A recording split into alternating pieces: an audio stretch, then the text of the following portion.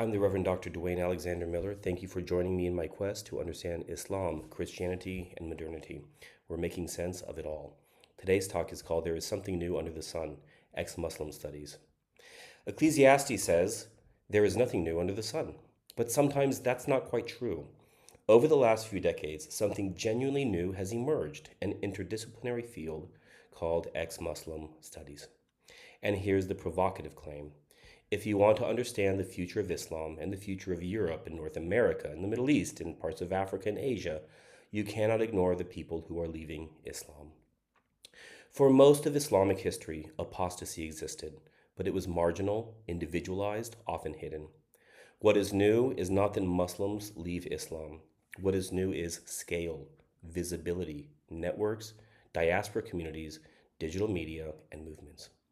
We are no longer studying isolated stories. We are studying patterns.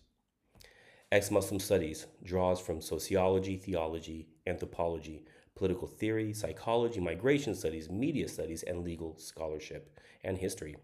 Why? Because leaving Islam is not merely a private spiritual shift. In many Muslim-majority societies, it is legally dangerous, socially explosive, and politically charged. Islam is not only a religion, it is also a civilization and legal identity. So when someone leaves Islam, they are not merely changing church membership or mosque membership. They are crossing a boundary that has historically been guarded, oftentimes fiercely. Now here is where I want to be candid. Studying Muslim converts to Christianity in Western context is frankly low-hanging fruit.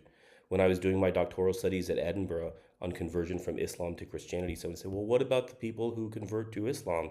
And I said, that's easy. I'm going to leave the easy scholarship for other people. I'm interested in the tough stuff, in the difficult stuff, and oftentimes the dangerous stuff.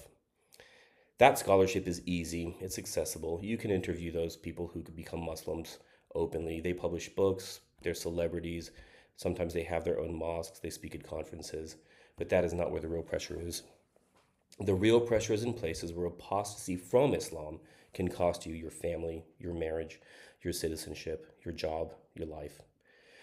Many ex-Muslims remain quiet, anonymous, invisible, especially in societies where Sharia-derived laws still penalize apostasy.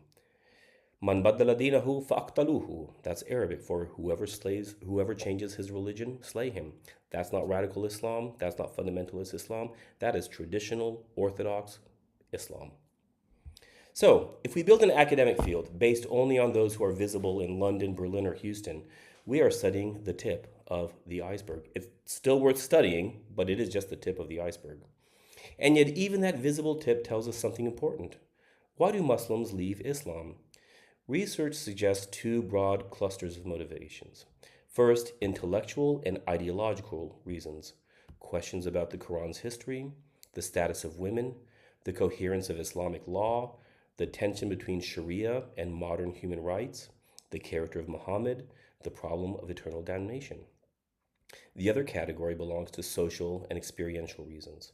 Encounters with harsh or hypocritical Muslims or Islamic states, disillusionment with religious authority, experiences of oppression, or in the case of some converts, encounters with Jesus or an angel or a saint, maybe in a vision, maybe in a dream. That's not universal, but it's been reported many times in many places. Now here's the part that makes this field especially interesting to me.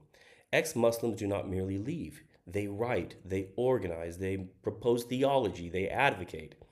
Some become secular activists warning against Islamization. Some construct liberation theologies arguing for freedom of conscience against classic Islamic laws. Some form churches or ministries or missions, especially among Iranians in diaspora communities. Some attempt reform from within. This is not just sociology, it is theology making, identity reconstruction, political dissent. And here's the uncomfortable reality.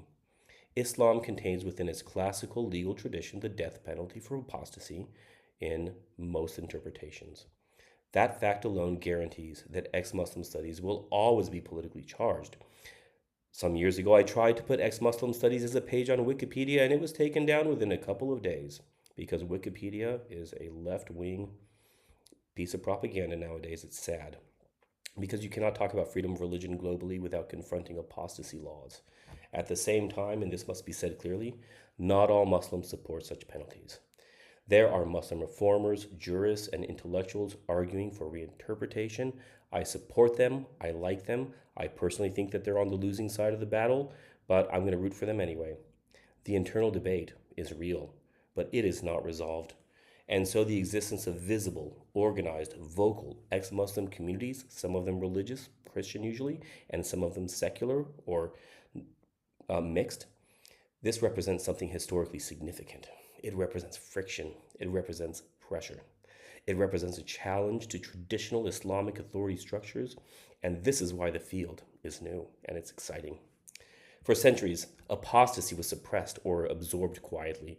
Today it is digitized, networked, international, and legally contested. You cannot understand contemporary Islam without understanding those who have left it. And here is perhaps the most provocative thought that I have today. The study of ex Muslims is not primarily about the ex Muslims, it is about what their existence reveals about Islam's internal tensions between law and conscience, between community and individuality, between authority and reform. If there is nothing new under the sun, then perhaps this is simply an old story resurfacing, but I don't think so.